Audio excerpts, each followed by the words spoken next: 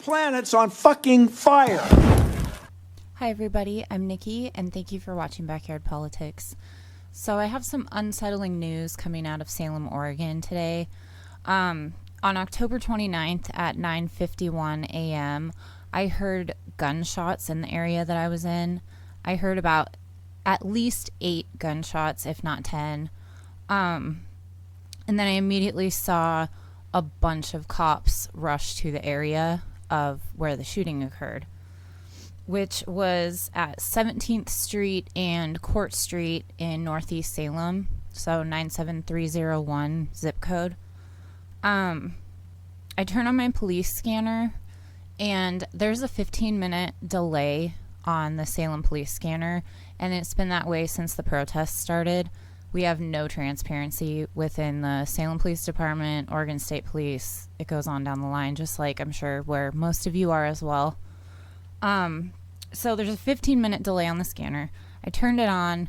I walked around the perimeter of where the shooting had occurred just to get an idea of what happened before I just dove right in. And if I can give you an aerial view, this is where it happened at the corner of 17th and Court. This is right here. That is a church that had children in there at the time. I went down the alleyway behind the other side of the church, and I saw a kid and what looked like a teacher looking out the window watching. Thank God they were looking out the wrong side, but I wonder how many kids saw what happened. I hope none.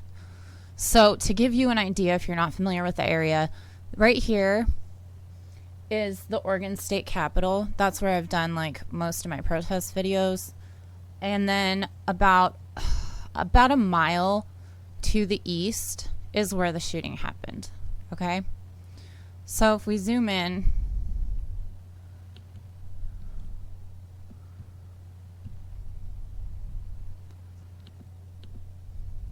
I can kind of give you an idea. All right? It happened right here. Right here.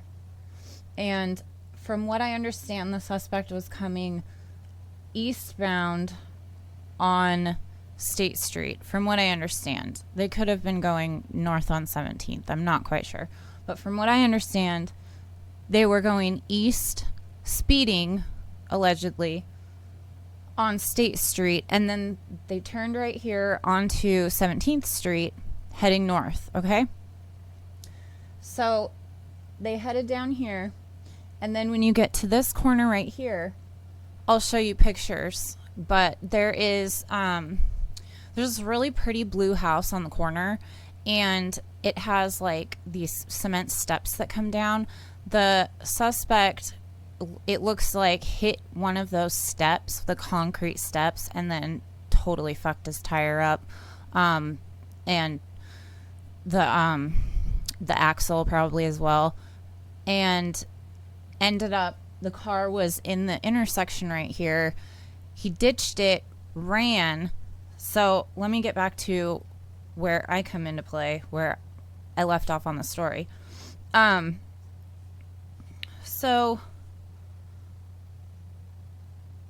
I walked the perimeter, and I walked this way.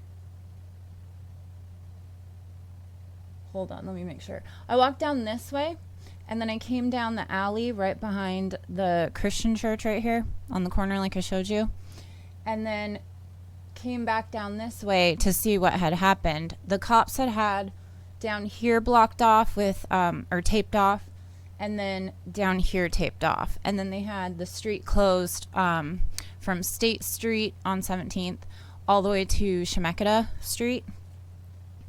So when I got to the end of the alley, the cop on the scanner was asking for info on a rattle can white Honda Civic, no front plates, allegedly speeding. If you don't know what rattle can white is, it's spray paint. So he was looking for a spray painted white car. It was a Honda Civic, no front plates, and allegedly speeding. So that's why this all started. After that, the cop on the scanner said suspect ran. So we went from running the back plate probably, running info on this car to the suspect is running. Okay? That's all that was said on the scanner. After that, the officer or the cop yelled, "Officer involved shooting." Okay? A little bit goes by on the scanner, and I get close to right up here, and it says, somebody on the scanner says, "Okay to transport," and then they also said DOA. All right? So what we know is they were looking for a rattle can white Honda Civic, no front plates, allegedly speeding. After that, the cop on the scanner said suspect ran, and then officer involved shooting, and then okay to transport and DOA. Okay? Salem Police Department, Oregon State Patrol were on site, and then they were later joined by Kaiser Police Department. So there's details to this story that don't make sense to me, right? Oops, let me get off of that. Oh, and for those of you that aren't familiar with the area, this is a 30-mile-an-hour zone. So it's not like, I mean, they could have been going super fast, who knows, but it's not like a heavily or a high-speed road, okay? It's a neighborhood with a few businesses right here, but back here is totally residential. So let's go to, this is the Salem Police Department media release, right? Let's see here. I'll start at the beginning. It says, Salem, Oregon. On October 29th, 2020, at approximately 9:50 a.m., a Salem police patrol officer was conducting a traffic investigation when the involved vehicle crashed at 17th and Court Street Northeast. The driver fled from the vehicle on foot. The officer on foot pursued the driver into a resident backyard on Court Street Northeast. Shortly after confronting the driver in the backyard, shots were fired. The officer was struck in the ankle. The suspect was also struck by gunfire and pronounced deceased at the scene. The officer was treated by medical staff and released. As per Salem Police policy, the involved officer has been placed on administrative leave in accordance with Senate Bill 111, and Salem Police Department has requested the Oregon State Police be the lead investigative agency for the incident. This is an ongoing investigation, and any further details will be released by OSP. So they also updated it and said the officer involved in the shooting incident is Officer Andrew Parsons. Officer Parsons has been with the Salem Police Department since February 2020. After serving as a deputy with the Lincoln County Sheriff's Office, he received his officer certification in 2016 from the Oregon Department of Public Safety and Standards and Training. Okay? What I don't understand is the cop on the scanner said officer involved shooting. Never once said I'm hit, I got shot, officer down, nothing. I also don't understand why you wouldn't call for backup instead of just saying officer involved shooting. I mean, if somebody was shooting at a cop, I would only think that the protocol would be to call for backup. And yeah, backup did come as soon as he yelled officer involved shooting, but nowhere on the scanner did it say that the officer got struck at all. And I personally and other witnesses only heard one single caliber gun. So I don't know. And we probably won't know. And that's the whole thing with this, is that there's no civilian oversight. We don't have body cameras on our cops here. They've said it's not in the budget, which I'll get to in a little bit, but they just got a new fucking police department built for them, so that's in the budget. Like, and And then it said that he was shot in the ankle, treated on scene, and released. So if he was shot in the ankle, I don't think that they can treat and release you on scene for a gunshot wound. Later, they changed their story and say he got grazed. There's a little bit of a difference between shot in the ankle and grazed. You know? So details keep changing on this. We go to what is known in this town as a Statesman Urinal. This is the Statesman Journal from Salem, Oregon. Police identify man killed in fatal gunfire exchange near Court Street.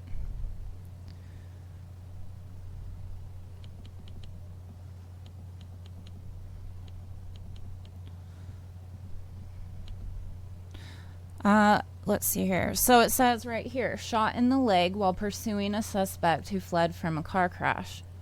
He wasn't shot in the leg. Was he shot in the leg? Was he shot in the ankle? Was he grazed in the ankle? It's all fucking different. All the details keep changing.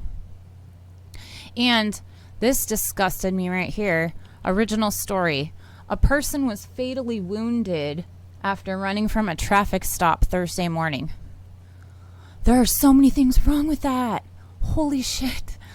Fatally wounded. Okay, so he was killed. Whether or not it's justifiable homicide because the cop feared for his life, we all know how that goes. But fatally wounded? Are you serious? And then, not only that, he was killed after running from a traffic stop. Hello? Is that okay with any of you? Any of you? Any of you back the blue people? Is that cool with you? This is...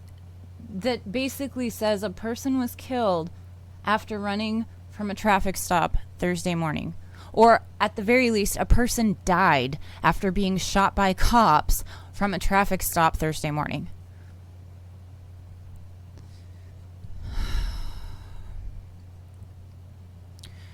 This article from KATU says, if I can scroll up here, the officer now identified as Andrew Parsons was shot in the ankle. He was taken to the hospital for treatment and has since been released. They said that he was treated on site and released. So was he taken to the hospital? Again, was he shot in the ankle? Was he grazed? All of these are, if you look this up, all the stories have different, like tiny differences. All of them. It's ridiculous. You can't get a straight fucking answer. So, I went down to the scene of what happened yesterday and I took some photos because I really wanted to report on this, but I don't want it to just come from like a biased view because I think we should defund the police. I wanted to know what actually fucking happened in my town.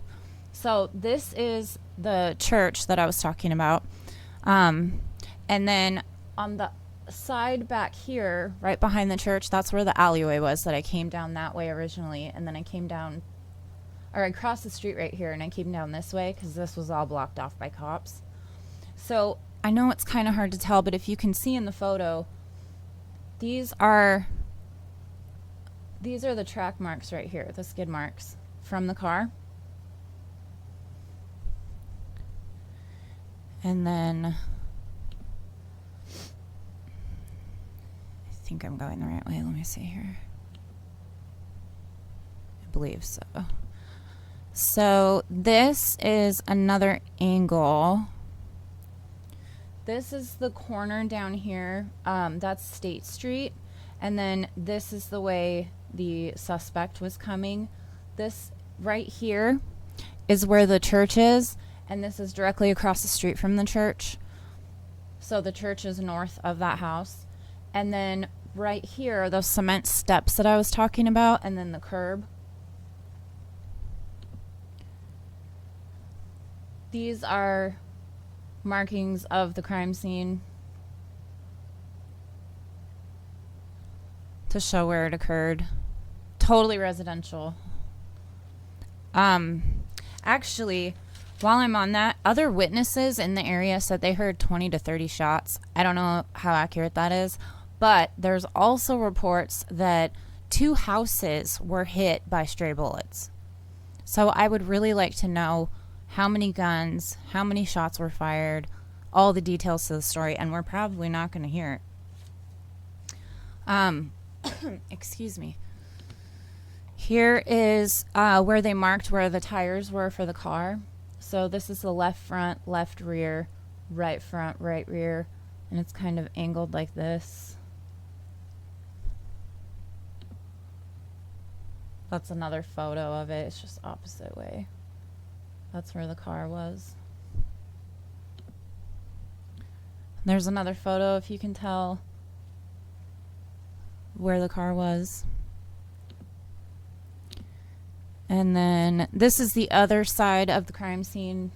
You can barely see it, but it's 0, 5, 10. They marked out the footage of where the crime scene was.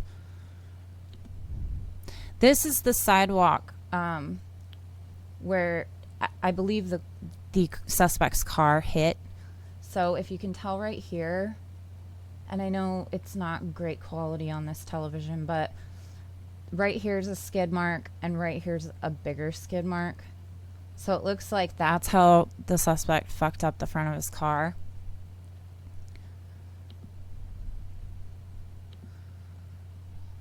And then the cops marked with spray paint where the skid marks were as well. So this is the outside right side of the car, and then the left side of the car came over here, and then that's how they hit the curb, it looked like. See if there's more skid marks going left. There's another angle of them. So we kind of drove up onto the sidewalk, is what it looked like. There's more.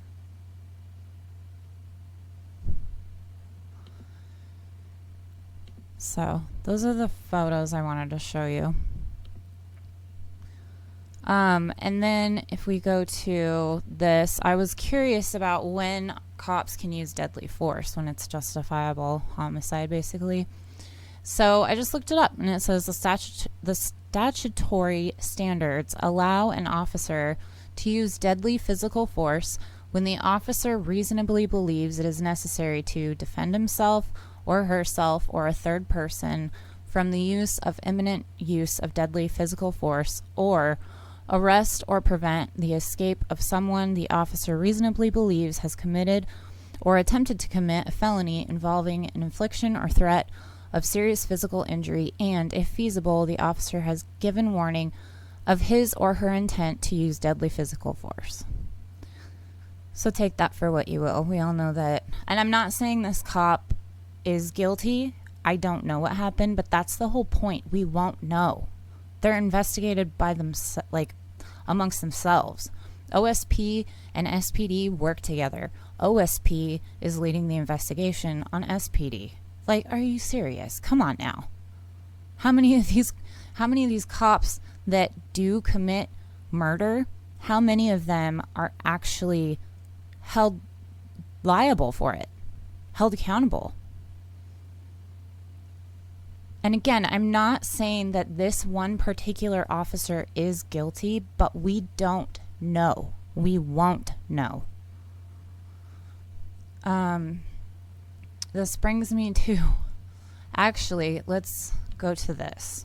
This is about Salem Police Department not having body cameras.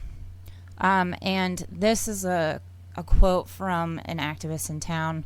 It says, it's not a direct quote, but it says, it's about reprioritizing the department's needs in their existing budget with divestment from updates of militarized gear to an investment in tools of accountability, Jones said.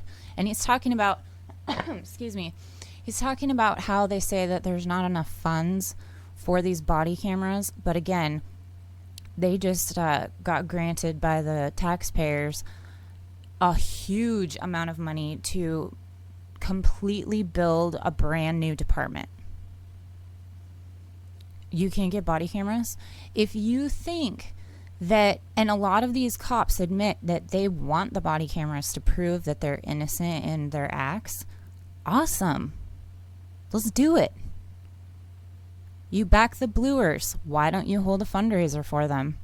Because this article goes on to say the department has more than enough money through taxpayer money and benefactors to implement a robust camera program, he wrote in his call to action.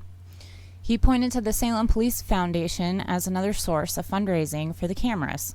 The police department was able to afford a bat shield, 3 police mountain bicycles, a 4-wheel drive ATV, and canine training from 2019's donations through the foundation's fundraising efforts.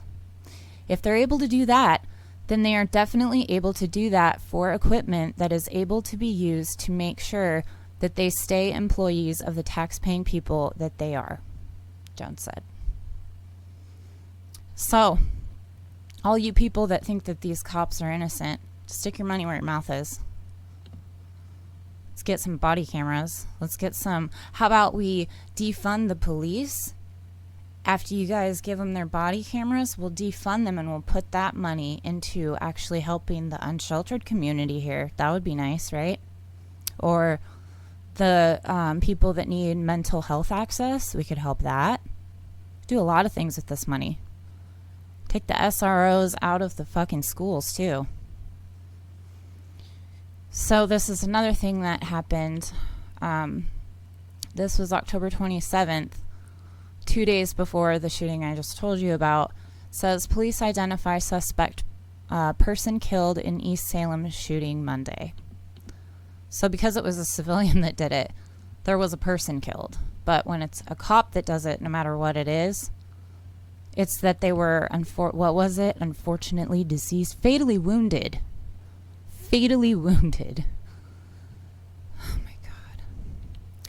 So this article says police arrested Manuel Elijah North, 46, in connection with the shooting death of 48-year-old Herman Leslie Graham III on Northeast Pipe Bend Place. North is being held in the Marion County Jail. He has been charged with second-degree murder, first-degree bias crime, which is a hate crime, and unlawful use of a weapon, according to a police department news release. The release didn't provide any details as to why North was charged with a bias crime, a hate crime. The state coroner's report indicated Graham died by gunshot wound. North convicted of fleeing from a police officer and 2 counts of recklessly endangering another person in 2009.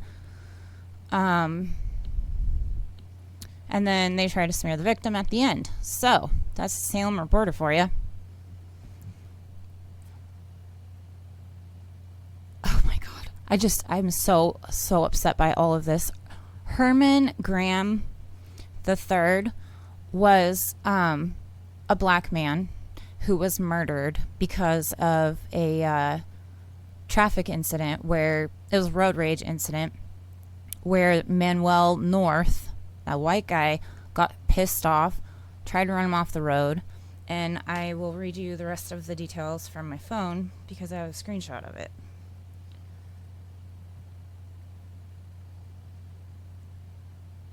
So this is from the Statesman Journal.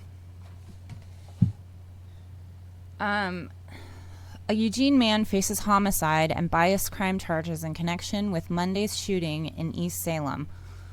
Manuel North, 46, was arrested and charged with second-degree murder, first-degree bias crime, hate crime, and unlawful use of a weapon, officials said. Salem police officers responded at about 1:30 p.m. to a report of a shooting in the 3300 block of Pipe Bend Place Northeast. Authorities said the victim, identified as Herman Leslie Graham III, 48, of Salem, was found dead at the scene.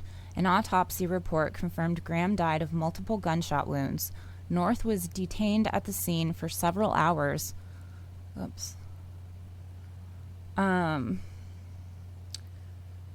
at the scene for several hours before he was arrested. Officials have declined to comment on the bias crime charge because they don't want people rebelling and revolting and trying to have direct action and protesting in the streets. They don't want us to come together and bring this out for what it is. It's a fucking hate crime. The man was murdered because he's black. I will prove that in a minute. Previously named intimidation crime, those charged with bias crimes are accused of intentionally, knowing, or recklessly causing physical harm to a person because of someone's perception of that person's race, color, religion, sexual orientation, gender identity, disability, or national origin, according to Oregon laws. And then it says North was arraigned on his charges Tuesday. His next hearing is November 6th at 8:15. And then this is from an activist in town. It says the owner of this business ran a black man off the road until he pulled over, shot him down in broad daylight, stood over him calling him the N-word while he lay there dying. He then called the police and had the audacity to think he would get away with it, citing self-defense, and there were numerous witnesses. So I don't really know what else to say about that. They're just, the cops are being silent about this so that people can't protest against it, can't prove anything, This is why black and brown people don't feel safe.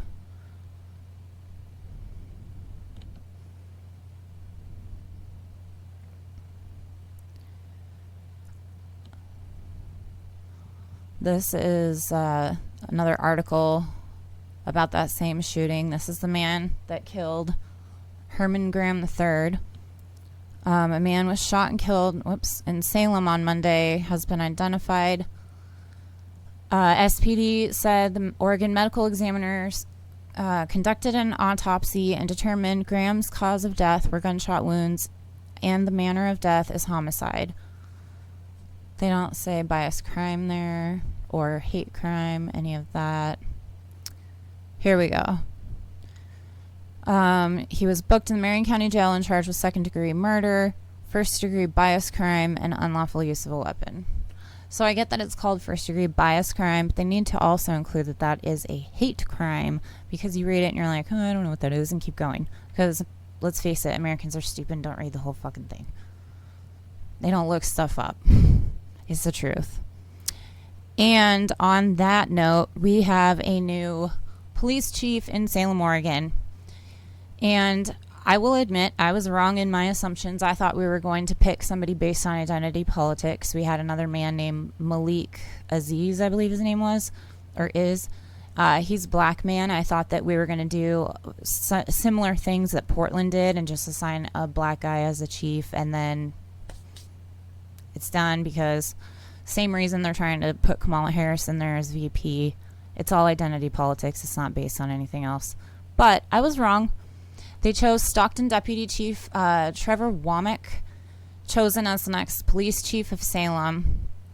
So he's going to replace... I'm sorry, let me see here. I'm going to read this.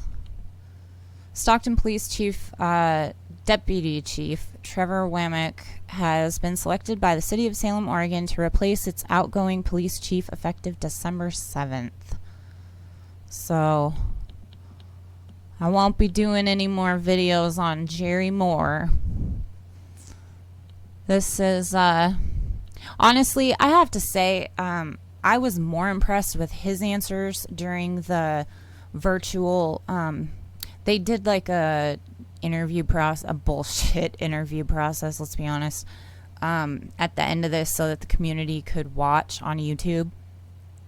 They had Trevor Womack speak, and then they had Malik Aziz speak, because they were the two finalists.